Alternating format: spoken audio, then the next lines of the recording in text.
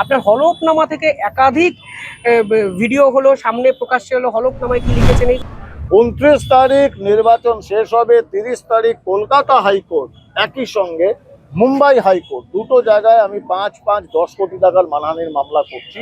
আর ওই দুই হাবলদারকে যদি কান ধরে আমি আইনি ডিগবাজি না খাওয়াতে পারি, আমার নাম দীপাঞ্জন নয়।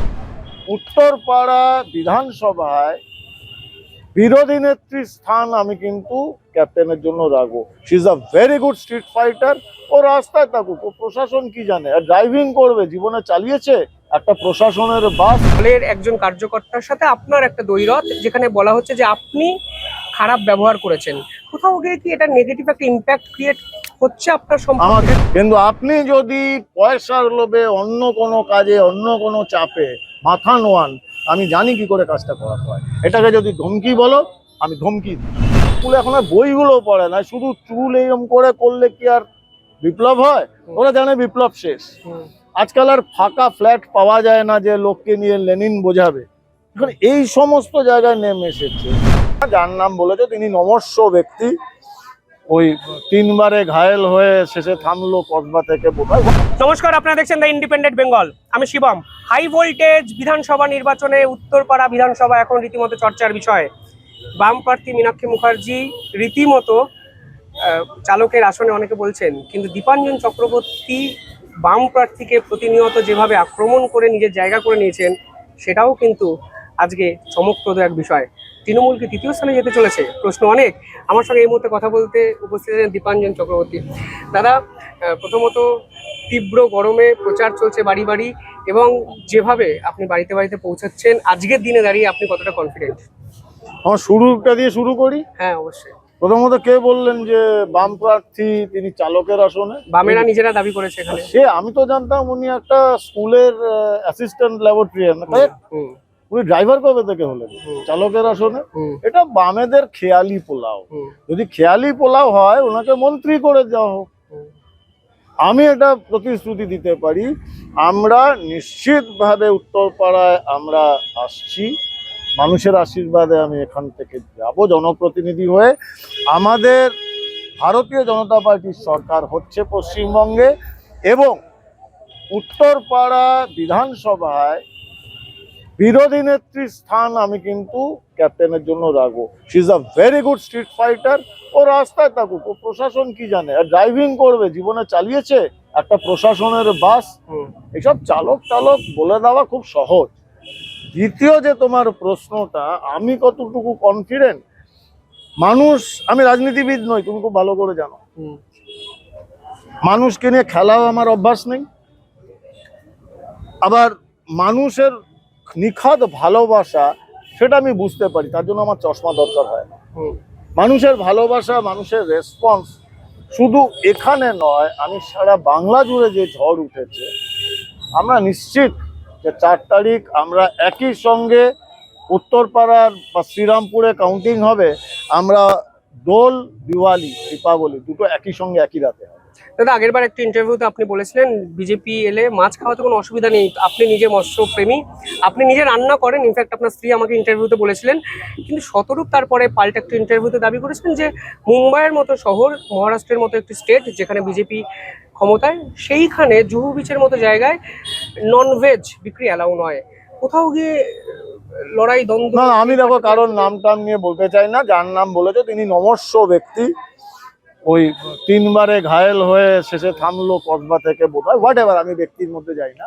সেই সময় এমন একজন ছিলেন তিনি সেই সময় বিজেপি ছিলেন না, তাকে সেই সময় আমিও খুব পছন্দ করতাম। আজকে তার অন্য চেহারা দেখছি, বিজেপি হয়েছেন। আজকে আমি নাম করেই বলছি, দীপাঞ্জন চক্রবর্তী, তিনি এটা সাক্ষী। তখন তো উনি বিভিন্ন প্রশ্নে মোদিরও সমালোচনা করতেন সেই সময়। এটা আমার যদি খুব ভুল না হয় 2023-এর নভেম্বর নাগাদ আমরা বোম্বেতে গেছিলাম আমার ছবি শুটিং করার জন্য। তুমি গেছিলে, দীপাঞ্জন চক্রবর্তী ওখানেই থাকেন, সুতরাং ওখানে ওনার সঙ্গে দেখা হয়েছিল আমাদের পরিচিত। এবং জুহু বিচে আমাদের সঙ্গে গেছিলেন। গোটা জুহু বিচে 350টার ওপর দোকান। প্রত্যেকজন দোকানদার বলেনি, যেখানে মানে প্রত্যেকজন বলতে 350 জনই নয়, কিন্তু ঘুরে ঘুরে যখন আমরা জিজ্ঞেস করছিলাম, হন্যে হয়ে খুঁজছি যে একটুখানি যদি কোথাও একটুখানি ডিম পাওয়া যায়, মাছ পাওয়া যায়, মাংস পাওয়া যায়, সব জায়গায় দেখছি খালি ওই বড়া পাওয়ার, ভেলপুরি আর পাপড়ি চাট, তার বাইরে কিছু পাওয়া যাচ্ছে না। আর কুলফি ফালুদা পাওয়া যাচ্ছে। প্রত্যেকটা দোকানদার কম করে না হোক, শিবম, তুমি, আমি এবং তখন দীপাঞ্জন চক্রবর্তীও সঙ্গে ছিলেন, আরেকজন পঞ্চানন তখন ছিল, বলো কম করে 50টা দোকানে আমরা জিজ্ঞেস করিনি এবং প্রত্যেকে এক কথা বলেনি যে এখানে জুবিসে ননভেজ পাওয়া যেত। যেদিন থেকে বিজেপির গভর্নমেন্ট হয়েছে ওরা জোর করে বন্ধ করে দিয়েছে, বম্বে মিউনিসিপ্যাল কর্পোরেশন থেকে এবং মহারাষ্ট্র গভর্নমেন্ট থেকে বন্ধ করে দেওয়া হয়েছে। বাঙালিরা যেরকম মাছ খাওয়ার জন্য বিখ্যাত, মালায়ালিরা যেরকম মাছ খাওয়ার জন্য বিখ্যাত, মারাঠিরাও তো মাছ খাওয়ার জন্য বিখ্যাত। সেই মহারাষ্ট্রে এখন আজকে বাংলায় বিজেপি যে কথাগুলো বলছে যে না না বাঙালি তো মাছ খাবে, আমরা জিতলে মাছ খাবে না কেন, এক কথা তো মহারাষ্ট্র ভোটের আগে বলেছিল, মহারাষ্ট্রে সেটা বন্ধ করেনি। বলো তুমি তো এর সাক্ষী, এই যে কথাটা বলা হচ্ছে আমরা মিথ্যে কথা বলছি, বলো তুমি বলো মিথ্যে কথা সত্যি বলছি। তো, আমি তো তোমায় বললাম যে ননভেজ ওখানে দেখা যায়নি, পরিষ্কার বলা হয়েছিল ননভেজ বিক্রি অ্যালাউ নয়। এবং তখন এই দীপাঞ্জন চক্রবর্তী যে কিনা বোম্বের লোক দোকানদাররা যখন যে কথাটা বলছিল, দীপাঞ্জন চক্রবর্তী তার সঙ্গে তাল মিলিয়ে সুরে মিলিয়ে বলেনি যে হ্যাঁ এরা বিজেপি আসার পরে এই সর্বনাশটা হয়ে গেছে, এখানে ননভেজ পাওয়া যাচ্ছে না। আজকে আর 5টা প্রশ্নে ওনার রাজনৈতিক মতামত পাল্টে থাকতে পারেন, আমার তাতে কোনো বক্তব্য নেই, যে একটা মানুষ তার সিদ্ধান্ত নিতেই পারেন। যতক্ষণ পর্যন্ত না কেউ ভোটে জিতে নিজের চেয়ারটাকে ধরে রেখে দলবদল না করছে ততক্ষণ পর্যন্ত মানুষের দল পরিবর্তন করার অধিকার রয়েছে। আমি তার জন্য ওনাকে দোষ দিচ্ছি না। গত ভোটে যিনি তৃণমূলকে ভোট দিয়েছেন, বিজেপিকে ভোট দিয়েছেন, তার কাছে তো গিয়ে বলছি যে আপনি এবার মত পরিবর্তন করে আমাদেরকে ভোট দিন। তো সিপিএম এর হয়েই কারোর যদি মত পরিবর্তন করার অধিকার থেকে থাকে তাহলে বিজেপির হয়েও কারোর মত পরিবর্তন করার অধিকার রয়েছে, আমার সেই নিয়ে কোনো বক্তব্য নেই। কিন্তু এটা সত্যি কি মিথ্যে এটা তো সত্যি, তুমি তো জানো এটা।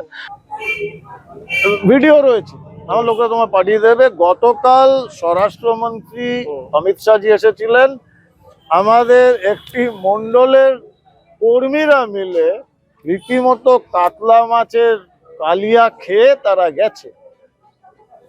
আমি নিজে আমার খুব ফেভারিট ডিশ স্যান্ডউইচ, হ্যাম স্যান্ডউইচ, আমি প্রায় রোজই খাই। কে বলেছে ভারতীয় জনতা পার্টি আসলে এগুলো? দেখো এদের এত দৈন্য দশা, আমি তৃণমূলের কথা ছেড়ে দিলাম, সিপিএম এর একটা তো ছেঁড়া খোড়া দুটো বই হলে তো হতো।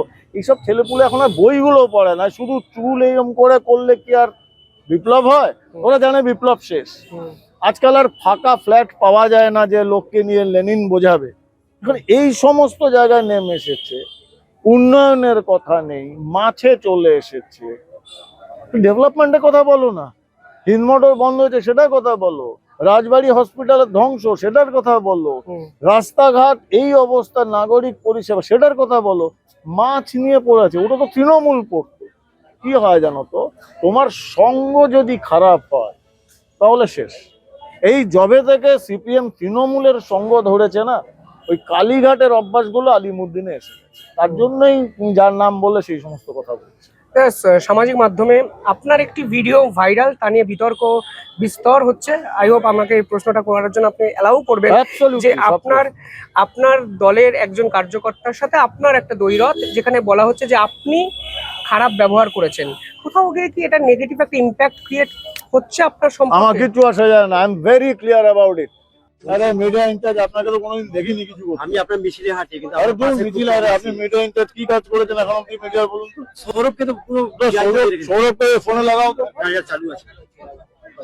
মিডিয়া ইনচার্জের মতো কাজ করুন, শুধু বাড়িটার সামনে দাঁড়াবে। আমার প্রতিটি কার্যকর্তা তারা রক্ত ঘাম জল এক করে তারা কাজ করছে। আর আমি ফৌজি, আমি রাজনৈতিক নেতা নই। আমার যে লোকগুলো এখানে, ভবদেব বাবু বসে আছেন সিনিয়র মানুষ, কৌস্তব রয়েছে, আকাশ রয়েছে, যারা প্রত্যেক কোটি লোকের আমি নাম জানি, সৌরভ, যারা রক্ত জল করে কাজ করছে আমার সঙ্গে, তারা আমার সঙ্গে দেখবে। আমি বাইট দিচ্ছি, পাশে এসে আমি বসে গেলাম, ওটা আমি অ্যালাউ করবো। এবং আমি জানতেও চেয়েছিলাম যে আপনি কে, বলছেন আমি মিডিয়া। আমি তো আজ পর্যন্ত দেখিনি আপনি মিডিয়ার কোনো কাজ করতে। মিডিয়া কাজ সৌরভ চক্রবর্তী করছে। আমি মানুষকে সম্মান করতে জানি, আর যেখানে অসম্মান দরকার হয় আমি পিছপা হই না। আমার মধ্যে ভণ্ডামি নেই। আমি যেরকম মানুষটা দেখছেন সেরকমই মানুষ, উত্তর পাড়ার মানুষ আমাকে সেরকম ভাবেই গ্রহণ করবে। ফৌজিরা ভণ্ডামি করে না, ওটা রাজনীতির লোকদের কাজ, আমাদের কাজ। দাদা, আপনি পুলিশকে একটা কোথাও গিয়ে একটা হুঁশিয়ারি ঢঙে একটা কথা বলছেন যে যদি আপনি যেতেন 5 তারিখে অন্তত থানার ওসিদের বলবেন এই গুন্ডাগিরি বা উত্তরপাড়ার যেরকম দৈন্যদশা সেটাকে ইমিডিয়েটলি বদলাতে হবে। তো এই পার্টিকুলার ইস্যুটা নিয়ে আপনি কিভাবে দেখেন যে আপনি যে ঢঙে কথা বলছেন সেটা কি অ্যাপ্রিসিয়েট করা যায়? দেখো, যে ভাষা বোঝে তাকে সেই ভাষাটা বোঝাতে হবে। পুলিশ একটা ডিসিপ্লিন ফোর্স, আমি ফোর্সের লোক ছিলাম। Once a force guy is always a force guy. সমস্যা হচ্ছে ফোর্সের যে ওপর থেকে পার্কুলেট ডাউন হয়, অর্ডারটা ওপরে গেলে অর্ডারটা নিচে অব্দি আসে। তোমরা জানো এই মুলায়ম সিং যাদবের বিখ্যাত ছবি, ওই আতিক আহমেদের কুকুরের সঙ্গে হ্যান্ডশেক করছিল।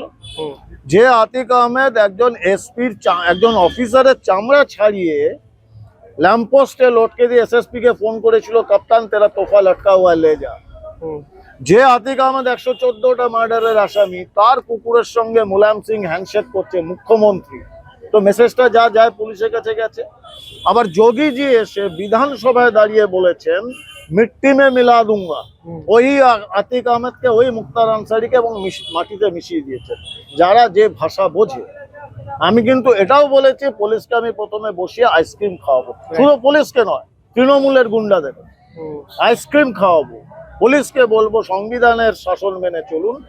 আমি যদি জনপ্রতিনিধি হই, যতদিন থাকবো আমার কাছ থেকে একটা সিঙ্গেল ফোন যাবে না যদি আমাদের ভারতীয় জনতা পার্টির কেউ মানে অসাধু কাজ বা অনৈতিক অসামাজিক কাজে লিপ্ত থাকে, একটা ফোন যাবে না। কিন্তু আপনি যদি পয়সার লোভে অন্য কোনো কাজে, অন্য কোনো চাপে মাথা নোয়ান, আমি জানি কি করে কাজটা করা হয়। এটাকে যদি ধমকি বলো, আমি ধমকি দিলাম।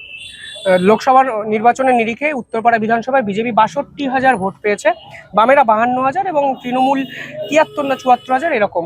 আপনি কতটা কনফিডেন্ট যে এই যে মার্জিন, জয়ের যে মার্জিন ১০-১২,০০০, এটাকে মেকআপ করা সম্ভব? আপনি কি ধরতে পেরেছেন এক্স্যাক্টলি কোথায় বিজেপি পিছিয়ে আছে? হ্যাঁ, যদি ধরতে পেরেও থাকি, তুমি কি করে আশা করছো যে আমি ওপেন ক্যামেরা তোমার সঙ্গে ডিসকাস আপনি করব? কনফিডেন্ট? নিঃসন্দেহে ভারতীয় জনতা পার্টি, আমি তো নই, তো আমি তো মোদিজির প্রতিনিধি। অমিত শাহজি এসেছেন, উনিও তাই বলে, আমরা তো তাই। এবং ভারতীয় জনতা পার্টি ইন্ডিভিজুয়ালে চলে না। এখানে যে কোনো নেতার থেকে পার্টি বড়, পার্টির থেকে দেশ বড়। আমরা নিশ্চিত আমাদের ছেলেরা, আমাদের কার্যকর্তারা, আমাদের মহিলা মোর্চা, তারা যেরকম কাজ করছে, জয় শুধু সময়ের অপেক্ষা।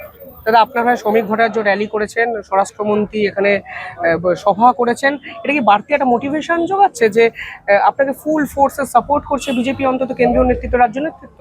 না, নিঃসন্দেহে, নিঃসন্দেহে। তার কারণ, একটা অন্যতম কারণ হলো যে উত্তরপাড়া বাংলার ২৯৪টা আসনের মধ্যে একটা অন্যতম গুরুত্বপূর্ণ আসন। কারণ এই যে বাংলা অস্মিতার কথা বলেন না বাংলার মুখ্যমন্ত্রী এবং ওনার পোষা কিছু বুদ্ধিজীবী, ওরা ভুলে যান যে ভারতবর্ষের নবজাগরণ হুগলি থেকে হয়েছে। আর হুগলির উত্তরপাড়া ছিল অধিকৃত, সেই উত্তরপাড়া ধ্বংস হয়ে গেছে। বাংলা অস্মিতাকে বাঁচাতে গেলে আগে উত্তরপাড়াকে পুনর্জীবন করাতে হবে। বাংলার শিল্প হিন্দু মতো সারা ভারতবর্ষের গর্ব ছিল হিন্দুস্তান মতো, সেটাকে পুনর্জীবিত করতে হবে। যে এই যে কাজটা, যে উত্তরপাড়াকে আমাদের স্বপ্ন, মোদিজির স্বপ্ন, আবার স্বপ্ন, আমরা মডেল একটা কনস্টিটিউয়েন্সি বিধানসভা করব। তার জন্যই কেন্দ্র এবং রাজ্য বিজেপি দুহাত ঢেলে আমাকে আশীর্বাদ করছেন, সাপোর্ট দিচ্ছেন। দাদা, আমার শেষ প্রশ্ন, যবে থেকে আপনি প্রার্থী হয়েছেন বিভিন্ন কথা বলেছেন, বিভিন্ন মানুষের কাছে যাওয়ার চেষ্টা করেছেন, আমি দেখছিলাম এটা খুব পরিশ্রম করছেন এবং আপনারও মাঝে বোধহয় এই পরিশ্রমে একটু এফেক্ট করেছিল শরীরে। কিন্তু প্রথম থেকে যে বিতর্ক আপনাকে তাড়া করে বেড়াচ্ছে এবং সেই বিতর্ক এতটা বড় মাপের বিতর্ক হয়ে যায় যে আপনার এনএসজি চাকরি জীবন, আর তারপরে একাধিক এনএসজি কর্তা ভিডিও বানাতে শুরু করলেন। আপনার হলফনামা থেকে একাধিক ভিডিও হলো, সামনে প্রকাশ্যে হলো, হলফনামায় কি লিখেছেন, এই যে জটিলতা, বিতর্ক, এটাকে আপনি কিভাবে আজকের দিনে দাঁড়িয়ে প্রথমত হলফনামা আমি দিয়েছি কেন্দ্রীয় নির্বাচন কমিশন, কারেক্ট? কোনো এরা নেতা আমার ব্যাপারে কি বলো, আমি ডোন্ট কেয়ার। প্রবলেম হলে হলফ দিয়ে কেন্দ্রীয় নির্বাচন কমিশন আমার। দ্বিতীয়, কোন এনএসজি কর্তা কিন্তু আমার এগেনস্টে ভিডিও বানায়নি। সিআরপিএফ এর একটা সাসপেন্ডেড হাবলদার আমার এগেনস্টে বলেছে আমি এনএসজি নই। Number one, I have every documents and আমি তৈরি, প্রস্তুত। নির্বাচনটা শেষ হবে 29, তার আগে আমার কর্মীরা এবং আমরা ডিফোকাসড হব না, যেটা বিরোধীরা চায়, তৃণমূল সিপিএম। 29 তারিখ নির্বাচন শেষ হবে, 30 তারিখ কলকাতা হাইকোর্ট, একই সঙ্গে মুম্বাই হাইকোর্ট, দুটো জায়গায় আমি 5-10 কোটি টাকার মানহানির মামলা করছি। আর ওই দুই হাবলদারকে যদি কান ধরে আমি আইনি ডিগবাজি না খাওয়াতে পারি, আমার নাম দীপাঞ্জন নয়। দ্বিতীয়ত, আমি আমার কর্মীদের যখন এরা বলেছিল ন্যাচারালি যে আপনি একটা কিছু করুন, একটা হাওলদারের কথা আমি কি জবাব দেব? আর আমি কি, তার জবাব আমি সেদিন বলেছিলাম, দুজন মানুষ ভারতবর্ষে যদি ক্ষমতা থাকে, এই সাংবাদিকরা গিয়ে কথা বলুক, একজন ভারতরত্ন LK আডবাণীজি প্রাক্তন উপপ্রধানমন্ত্রী, উনি জানেন দীপাঞ্জনকে। আরেকজনের কাছে পৌঁছানো আরো কঠিন, উনি হচ্ছেন ভারতবর্ষের প্রধানমন্ত্রী নরেন্দ্র মোদীজি। 3 নম্বর ব্যক্তি আরো কঠিন ছিল, অজিত দোভালজি। এই 3 জনের কাছে যান, বলে দেবেন দীপাঞ্জন কি। আর চতুর্থ ব্যক্তি কালকে আমার উত্তরপাড়ায় আমার সমর্থনে র্যালিতে এসে প্রকাশ্যে বলেছেন, দীপাঞ্জন দা আপ আইয়ে আগে। প্রথম আমার নাম করে দীপাঞ্জন দা আপ আইয়ে আগে। দীপাঞ্জন দা ভারতবর্ষের স্বরাষ্ট্রমন্ত্রী, একটা হাবলদারের কথা কি জবাব দেবো? দেখুন, এগুলো হচ্ছে বিষাক্ত পোকা, যেদিন মনে করবো সেদিন টিপে মেরে দেবো। কিন্তু আগে এই নোংরা নর্দমা জল এগুলো আগে পরিষ্কার। 29 তারিখের পর ওদের আমি দেখে নেবো। অত্যন্ত আত্মবিশ্বাসী 29 তারিখ দেখা হবে, এবং যারা এই অপপ্রচার করেছেন হাইকোর্ট তৈরি থাকুন। মামলা তৈরি থাকুন, প্রকাশ্যে বলছেন দীপাঞ্জন চক্রবর্তী। কিভাবে দেখছেন কমেন্টে জানাবেন। দেখতে থাকুন দ্য ইন্ডিপেন্ডেন্ট বেঙ্গল। অসংখ্য ধন্যবাদ। ধন্যবাদ দীপাঞ্জন দা, ধন্যবাদ আপনাদেরও, ধন্যবাদ।